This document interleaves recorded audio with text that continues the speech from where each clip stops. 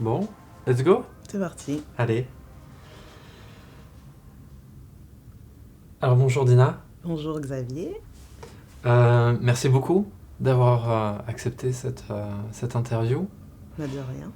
Euh, alors pour commencer, qu'est-ce que vous diriez si vous deviez vous présenter? Donc, je suis Dina, j'ai 28 ans, je suis actuellement aide-soignante euh, en service de chirurgie pour le Hmm. moment. Et puis voilà, je suis contente d'avoir fait cette formation parce que je me plais beaucoup maintenant Ouais. dans ce domaine. Et voilà. Vous êtes diplômé depuis quand en gros? La formation elle s'est terminée en décembre, Hmm. donc on va dire de décembre, Ouais. même si on n'a pas eu le papier tout de suite. Hmm. Mais voilà, de décembre 2017. Hmm. C'est une formation qui a duré combien de temps en gros? Alors on dit sur 10 mois, mais on a eu des vacances entre-temps, donc de janvier à début décembre en fait. Pour que les gens puissent s'en rendre compte, la formation, donc, elle est composée de cours, de modules théoriques et aussi Voilà. de stages. Il y Oui. a, il y a combien de stages dans toute la formation? En tout, on a 6 stages. Donc nous, dans notre école, on a eu 5 stages imposés et un stage optionnel où on allait là où on voulait en fait. Hmm. Après, je sais qu'il y a d'autres écoles, c'est pas les mêmes services qui sont imposés, mais bon, il y a quand même 5 stages imposés et un stage optionnel Hmm. pour notre futur métier en fait. Enfin, là où on se voit aller plus tard quoi. Hmm. Et chaque stage fait environ 4 4 semaines, semaines, ouais. c'est ça, hein? Et du coup, alors qu'est-ce qui vous a donné envie d'être interviewé, de participer à ce projet de Bah, reportage? j'aimais bien le concept en Ouais. fait. Et puis, moi je suis quelqu'un de un peu réservé à la base. Bon, maintenant après avec le temps, plus trop, mais j'aimais bien le concept en fait. Hmm.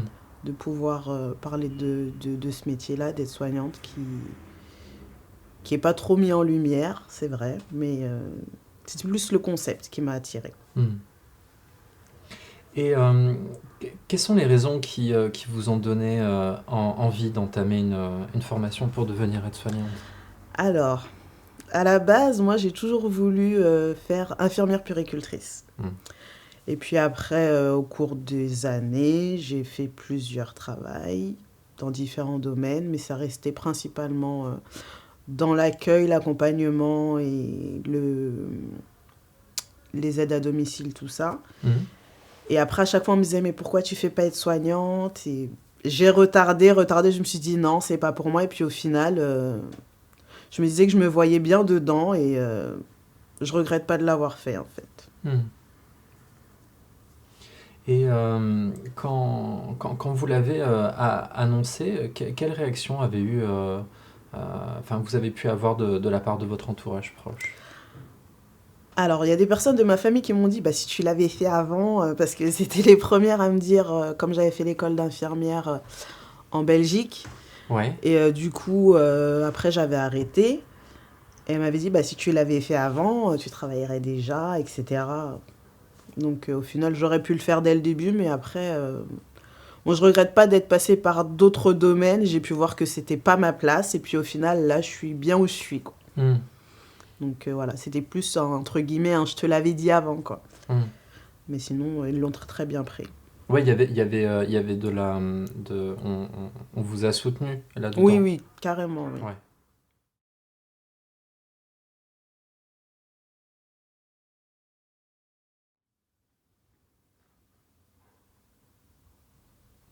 Oui, alors, la petite question complémentaire. Donc, quand vous en avez parlé, quand vous en parlez de manière plus générale à des personnes que vous pouvez côtoyer et que vous racontez le métier que vous faites, euh, quel retour vous pouvez avoir souvent, ou est-ce que vous avez pu percevoir en fait des réactions particulières? Bah, la plupart des personnes, elles connaissent pas trop le métier. Elles me disent, ah, tu travailles avec des personnes âgées, ah, Ouais. tu changes des couches. elles ont plus cette vision, elles ont que cette vision-là majoritairement. Les personnes âgées et le fait de faire... De faire des changes, de faire qu'on fait que ça en fait toute la Ouais. journée. Après, bon, il y a pas mal de services dans les hôpitaux, tout ça, donc on a quand même beaucoup de choses à faire. Mais après, la première réaction, en tout cas, c'est ça. C'est tu travailles avec les personnes âgées, tu changes des couches. Après, dès qu'on leur explique un peu mieux, ben, c'est sûr qu'ils disent « Ah ouais, tu fais tout ça et tout. » Ils comprennent mieux. Mais, question bête, mais pourquoi c'est l'image qui revient souvent, la personne âgée, et le fait de changer des couches? J'avoue Pourquoi? que je sais pas. Ouais. Après, parce qu'on dit aide-soignant, après c'est peut-être par rapport aux EHPAD, maisons de retraite, tout ça. Et qu'à l'hôpital, bah, quand on est en... Je sais pas, même nous, quand on est hospitalisé, on n'a pas... Enfin, quand on est plus ou moins autonome, on n'a pas cette aide-là de l'aide-soignant. Donc, je sais pas, peut-être c'est pour ça que les personnes, elles voient ça comme ça. Pourtant, on fait beaucoup d'autres choses hormis cela, mais bon, je sais pas, c'est ce qui marque peut-être le plus. Ouais. Et du coup, alors, pour développer un peu, qu'est-ce qui peut représenter ce métier pour vous? Qu'est-ce qui représente? Bah, moi, je pense quand même qu'on fait ce métier-là par vocation. Hmm. Mais vraiment, parce que...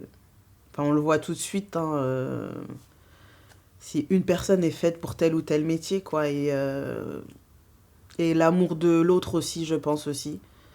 Euh, après, ouais, c'est vraiment un métier où on apporte beaucoup à l'autre, où on est un peu dévoué quand même.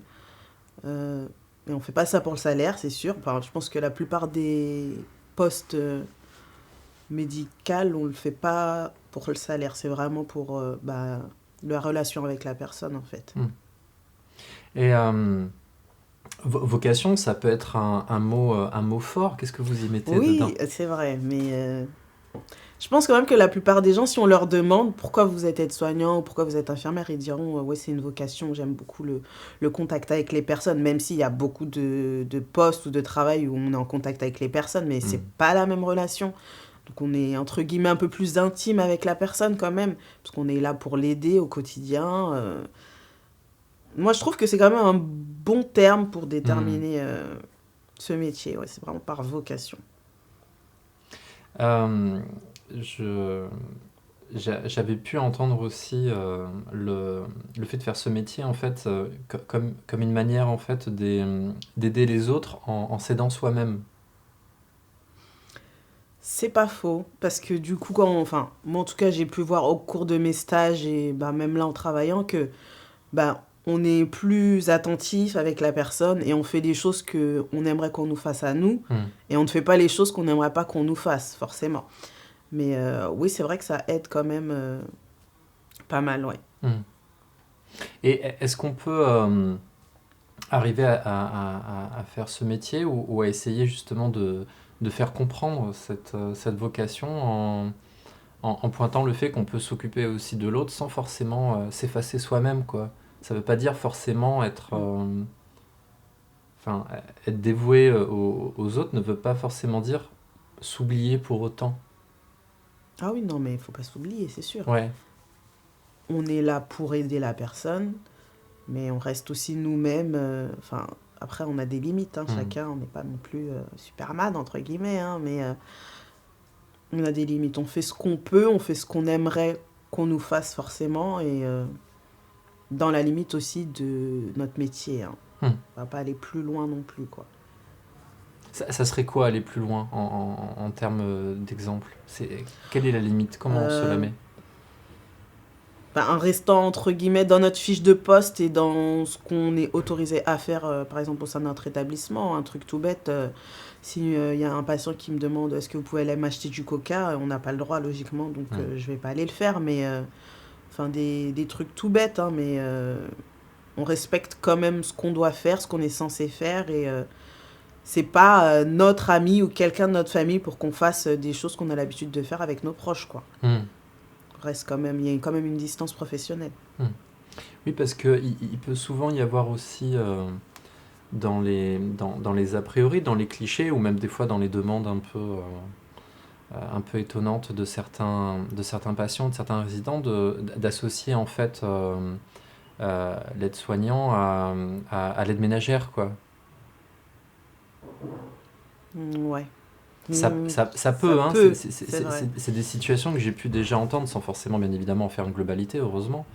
Mais souvent, des fois, dans la méconnaissance qu'il peut y avoir du métier, à demander des tâches, justement, qui sont beaucoup trop élargies, en fait, par rapport Mhm. à des missions plus ciblées.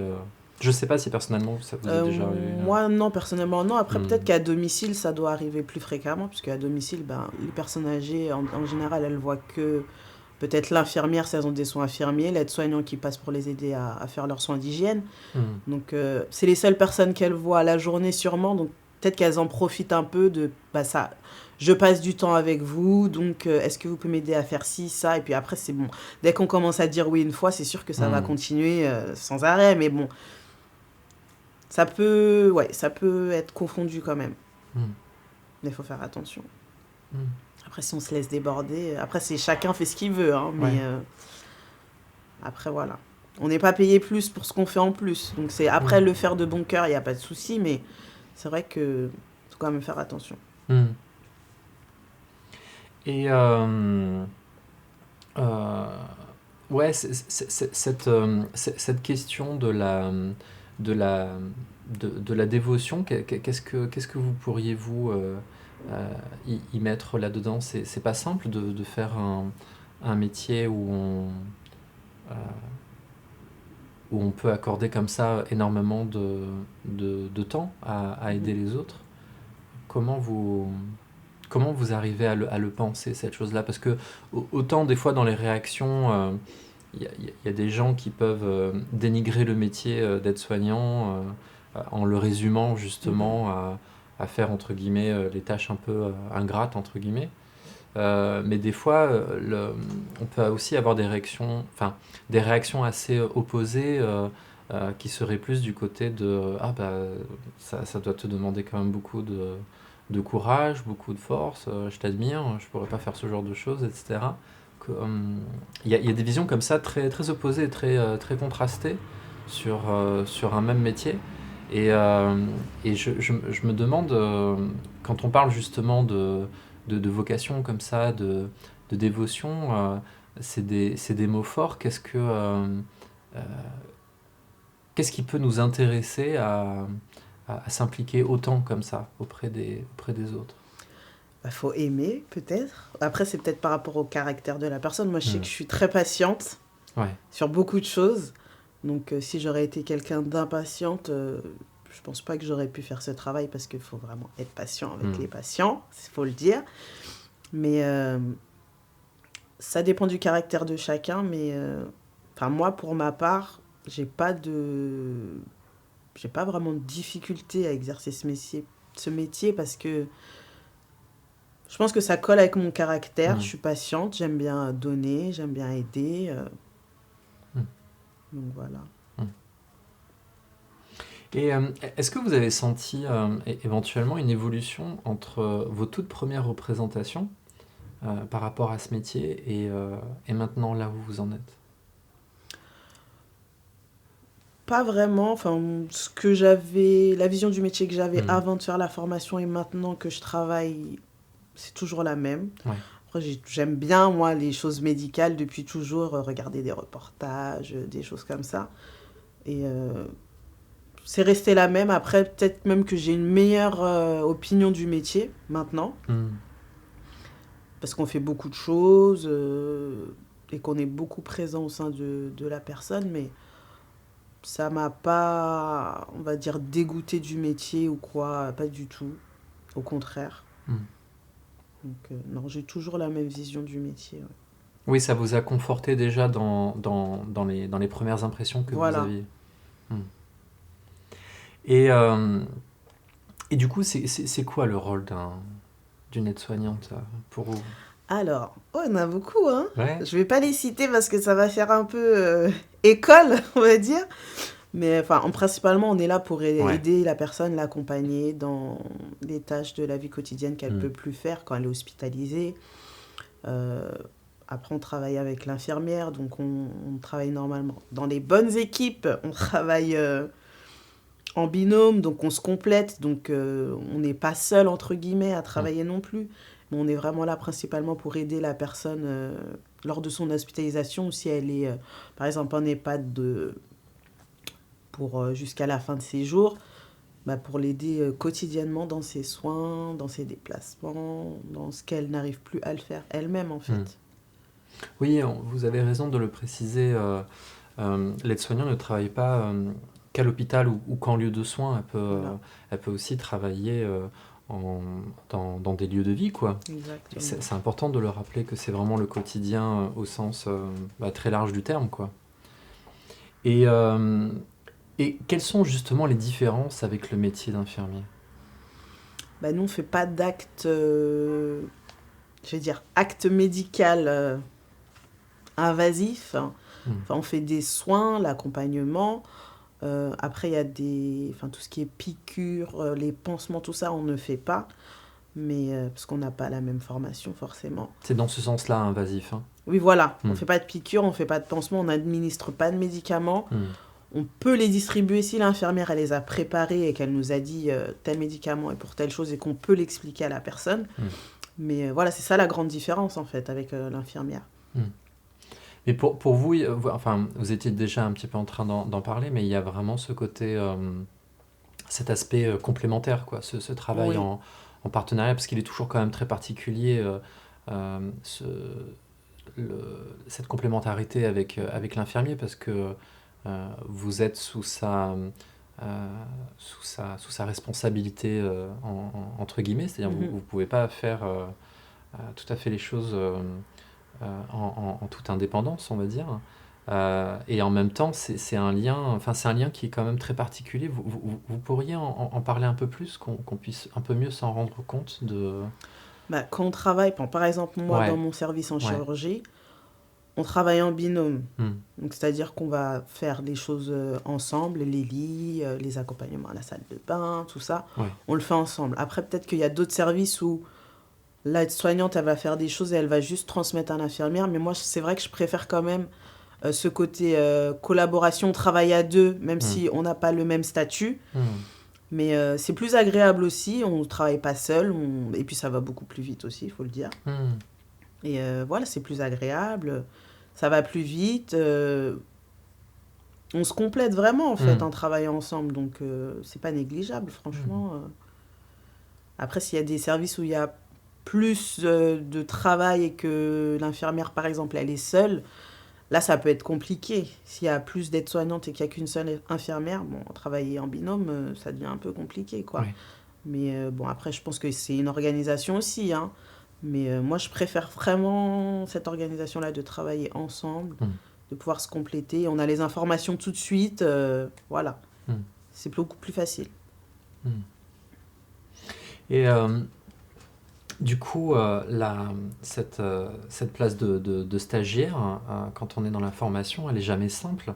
Euh, Quels sont les services où votre rôle d'aide-soignant, il s'est trouvé particulièrement mis en valeur? Et de quelle manière? En tant que stagiaire, Ouais, je dirais en EHPAD. ouais, Pour ma part, après, le lieu, franchement, j'ai adoré. Enfin, je pensais pas que j'aimerais autant le stage en EHPAD, hein. Après, j'ai travaillé avec des personnes qui n'étaient pas forcément diplômées aides-soignantes, mais qui, pour moi, elles avaient vraiment, comme je le dis, cette vocation. hmm, Elles n'avaient pas forcément ce statut-là, mais c'était tout comme, en fait. Donc moi, j'avais beaucoup apprécié et elles me disaient beaucoup des fois, moi, quand j'étais en stage dans leur domaine, elles faisaient le quart de ce que je faisais. Et moi, ça me surprenait parce que je me dis que bon, on est stagiaire, on aime bien impressionner, entre guillemets, hmm, faire plus que ce qu'on pourrait faire, mais aussi montrer que bah, on est capable, forcément, et que bah, on est noté à la fin, donc il faut qu'on montre quand on sera diplômé, bah, on sera capable de prendre 6 patients à charge, alors qu'on nous a demandé que 2 pour notre stage, par exemple. Après, si on peut le faire, bien sûr. Mais moi, c'était plus ce stage-là qui m'avait marqué. Parce que, bon, après tous mes autres stages, ça s'est très bien passé. J'ai ouais. toujours Dans su l'ensemble, m'adapter. les six... Les 6, franchement, j'ai beaucoup hmm, apprécié. Après, bon, il y en a d'autres où je sais que je me vois pas travailler là plus tard, mais globalement, Ça s'est très bien passé dans tous mes stages. Ouais. Et justement, pour qu'on comprenne bien les difficultés qu'il y a en tant que stagiaire, elle est jamais simple cette place-là parce qu'on est toujours un peu dans un entre-deux, sans compter des élèves aides-soignants aussi qui peuvent avoir des mauvaises expériences de stage. Euh, bon, vous, ça ne vous concerne pas personnellement, mais de ce que vous avez pu peut-être entendre de la part de vos collègues ou de manière générale, un stage qui se passe dans de mauvaises conditions, c'est quoi en fait les mauvaises conditions? Comment on pourrait qualifier une mauvaise expérience de stage? Ça serait quoi en fait? Bah, par exemple, moi, dans mes stages, il y en a certaines où j'étais la seule stagiaire. Il y en a d'autres où on était 2 aides-soignants, 2 stagiaires infirmiers. Mais il y a un stage, par exemple, que j'ai fait avec une autre stagiaire aide-soignante. Et là, on peut comparer vraiment. Ouais. Parce que déjà, l'équipe nous compare. Elle nous dit, ah ben, là, elle fait beaucoup de choses, l'autre, elle fait rien. Et il y a un stage particulièrement, je ne le citerai pas, mais pour ma part, ça s'est très bien passé. Mais pour l'autre stagiaire, ça s'est pas très bien passé. Après aussi, c'est peut-être la relation avec l'équipe aussi. Moi, je me suis toujours bien entendue avec les équipes. Mais dans ce stage-là, vraiment... Je pense que pour l'autre stagiaire, ça s'était mal passé, peut-être niveau relationnel, et qu'au final, ben, le stage en lui-même, il s'est pas très, très bien terminé. Mais bon, c'est dommage, c'est vrai, mais je pense que tout commence avec la relation avec l'équipe aussi. Ouais. C'est important. Faut pas qu'on se les mette dans la poche parce qu'ils sont là pour nous encadrer, ils sont là pour nous apprendre, mais aussi il faut savoir que bon, ben, ils nous reprennent entre guillemets sur certaines choses. Faut aussi savoir que nous, bah, ok, j'ai fait une erreur, j'accepte et puis je vais m'améliorer. Mais des fois, bon, si la personne elle est têtue et qu'elle veut pas se remettre en question, ben, c'est sûr que ça peut faire des conflits, quoi. Et puis, bon, moi, j'ai jamais eu ce problème-là. J'écoutais beaucoup ce qu'on me disait. Je m'adaptais, je m'adaptais et je mettais en pratique ce qu'on me disait, quoi. Mais c'est vrai que pour certaines personnes, ça peut être compliqué. Oui, parce que souvent, en fait, quand on entend en fait, des mauvaises expériences de stage, des fois, elles sont pas forcément du côté de la population, entre guillemets, que l'on peut rencontrer, des personnes qui sont en difficulté et qui ont besoin d'aide du côté patient-résident. Souvent, c'est plutôt effectivement ces relations avec le personnel, en fait, soit parce qu'on a l'impression de ne pas avoir été bien accueilli, de ne pas être bien intégré, soit effectivement ça peut être le stagiaire qui a du mal à s'intégrer. C'est très très compliqué parce que c'est vraiment une affaire effectivement de personnalité, de sensibilité. Là, vous parliez d'adaptation, de savoir s'adapter, et c'est vrai que suivant les tempéraments, il y en a qui y arrivent assez facilement, il y en a pour qui c'est très compliqué. Il y a des gens, ça peut être des fortes têtes, il y en a d'autres, au contraire, très, très introvertis. Et c'est vrai qu'elle est pas simple quand même, parce que ça demande aussi de sortir un peu de sa zone de confort aussi. Oui, c'est vrai. Mais bon, c'est un stage, hein, donc on n'est pas collègues, entre guillemets. Ils sont là pour nous aider à avancer dans notre formation, pour nous apprendre. Après, c'est à nous aussi d'écouter. C'est par étapes, hein. La première semaine, on est un peu discret, puis après, on s'adapte et on sait qu'on va partir un jour. Donc, il faut qu'on s'entende, quoi. 4 semaines de stage, c'est pas trop court. On a le temps de voir. C'est court et c'est long en même temps, parce que bon, c'est vrai que la première semaine, on s'adapte un peu. Après, deuxième semaine, on commence à être à l'aise. Et après, c'est comme si on était collègues et au final, c'est fini, on s'en va, quoi. Mais c'est vrai que c'est assez quand même pour apprendre ce qu'on doit apprendre. Je trouve que c'est largement assez, parce que peut-être que plus après, au bout d'un moment, peut-être qu'on ferait plus d'efforts, on prendrait plus d'initiatives, des choses comme ça. Mais non, c'est assez, c'est ce qu'il faut, 4 semaines. Ça donne un bon aperçu déjà. Ouais, voilà. 4 semaines, on peut se faire l'idée de savoir est-ce que je voudrais ce service-là ou pas plus tard, par exemple. Après, c'est sûr que moi, on ne voit pas forcément toutes les choses qu'on doit voir. Il y a toujours des imprévus ou des choses comme ça. Et en 4 semaines, je pense qu'il y a au moins on va dire, une journée où il va se passer une chose exceptionnelle qui se passera peut-être une fois par an, quoi. Voilà. C'est assez.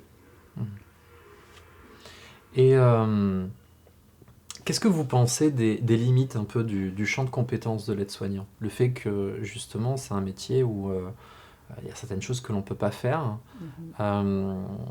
Qu'est-ce que vous en pensez? Et dans cette question-là, c'est un peu le côté, est-ce qu'il y a des choses que vous aimeriez voir être relevées dans le métier d'aide-soignant, des choses que ce métier pourrait très bien faire demain, où il n'y aurait pas forcément besoin de contrôle ou d'une présence infirmière pour réguler? Oui, bah il y a beaucoup de petites choses que je pense qu'on pourrait faire, mais je pense que ça c'est en cours de... Ouais.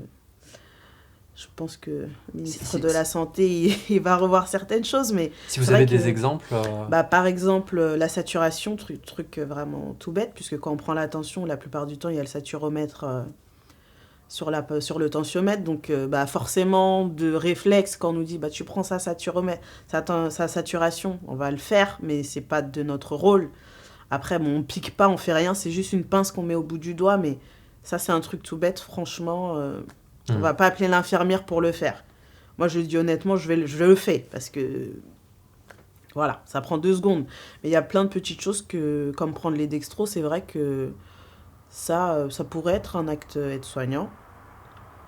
Après, il y a quoi d'autre? Des petites choses, je sais pas, là, tout de suite, ça me vient pas en tête. Mais bon, ça, c'est les principales qui vraiment...